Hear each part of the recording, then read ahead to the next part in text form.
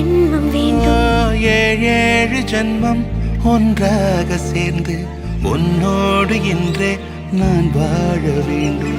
காலம்